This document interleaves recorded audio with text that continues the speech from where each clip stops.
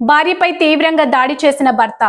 బోగోలు మండలం పాత బిట్రగుంట గ్రామానికి చెందిన నరసాపురం సత్యనారాయణ ప్రసన్న వీళ్ళిద్దరికీ పెళ్లై 10 సంవత్సరాలు అవుతుంది. అప్పటి నుంచి ఈ సత్యనారాయణ భార్య ప్రసన్నను రోజు తాగి వచ్చి తీవ్రంగా కొట్టేవాడు. చిన్న విషయానికి పెద్ద విషయానికి కొట్టేవాడు. అది తట్టుకోలేక భార్య ప్రసన్న ఎన్నోసార్లు పుట్టింటికి వెళ్ళింది. కానీ వాళ్ళ కుటుంబ సభ్యులు ఆమెకు సర్ది చెప్పి మళ్ళీ భర్త దగ్గరకు పంపించేవారు. ఒకసారి అతని మీద పోలీస్ స్టేషన్ లో కంప్లైంట్ కూడా ఇచ్చారు. కానీ అతనిలో ఏ మార్పు రాలేదు. మంగళవారం తాగొచ్చి ఏ కారణం లేకుండానే భార్య ప్రసన్నను క్రికెట్ బ్యాటర్ తో తీవ్రంగా దాడి చేసి గాయపరిచాడు. ఆమెను వాళ్ళమ్మ తమ్ముడు హుటాహుటిన కావలి ఏరియా హాస్పిటల్ కి తీసుకొచ్చారు. వీరికి 2 పిల్లలున్నారు. పోలీసులు కేసు నమోదు చేసి విచారిస్తున్నారు.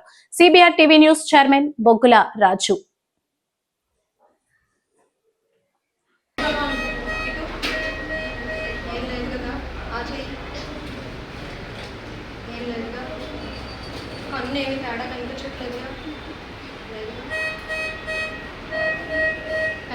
గోజరుగా కనిపిస్తుందా? లేదుగా.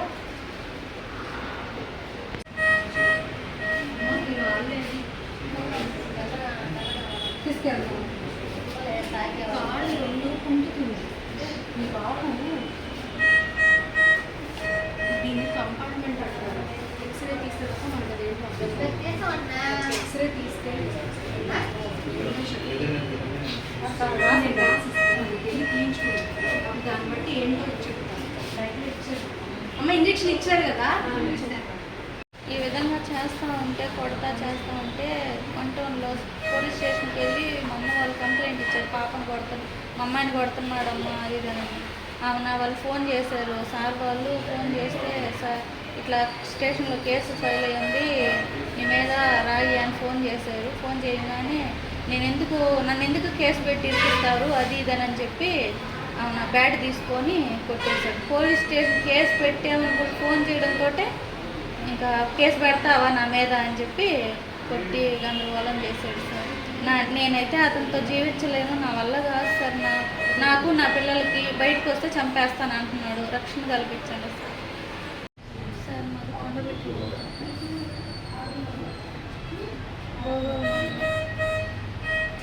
నా పేరు ప్రసన్న, మా ఆయన సార్. 15 సంవత్సరాలు అయింది సార్. నాకు 15 సంవత్సరాల నుంచి టార్చర్ చేస్తున్నాడు, కొడుతున్నాడు. అమ్మ వాళ్ళ ఇంటికి వెళ్తున్నాం వస్తున్నాం. కాపురం మళ్ళీ ఎట్టలేదు. పిల్లల కోసం చదువుకోపోవాలి కదా. ఒక 3 నెలల క్రితం ఇంటి దగ్గర ఉన్నాను సార్. అమ్మ వాళ్ళ దగ్గరికి వెళ్ళి ఉన్నా కొట్టేసరికి మళ్ళీ సరేలేరా అది ఇది నేను కొట్టను బాగా చూసుకుంటానని చెప్పేసరికి వచ్చాను సార్. మళ్ళీ కొట్టాడు సార్. మళ్ళీ వెళ్ళిపోయాను. అంతా కొట్టి మళ్ళీ 1 నెల ఉన్నాను సార్. మళ్ళీ ఫోన్ చేసి మా ముసలాం ఒక ఇంట్లో అన్నం పెట్టాలి రా, నా పిల్లలు బడిపోతుంది అది ఇది బాగా చూసుకుంటానులే కొట్టను అనేసరికి వెళ్ళాను సార్. కొట్టి వెళ్ళిన దగ్గర నుంచి 3 రోజులు సార్. 3 రోజుల నుంచి నరకం చూపిస్తున్నాడు. ఇంట్లో కొట్టి హింస పెడుతున్నాడు. రాత్రి మొదలు పెడితే ఉదయం 7:30 8 దాకా కొడతానే ఉంటాడు సార్. ఏం మాట్లాడినా ఒప్పుకోడు. గొడవ సార్ రోజు. పిల్లల్ని నన్ను చంపేస్తాను అని అదే మాట మాట్లాడుతున్నాను. నేను తప్పించుకొని వస్తానని చెప్పి వీళ్ళంతా దెబ్బలు కొట్టేస్తున్నాడు సార్. దొరికితే తీసుకుని పెళ్లి చేసుకుంటాను కొడతానే ఉన్నాడు. అమ్మాయి తీసుకొచ్చి మళ్ళీ సర్దుపెట్టి కేసు పెట్టి మళ్ళీ సర్దుపెట్టి పంపిస్తానే ఉంటున్నాం. తలకారు బాగా మా అమ్మాయి తలకారు బాగా పెట్టాను. తలకారు బాగా కొట్టాడు.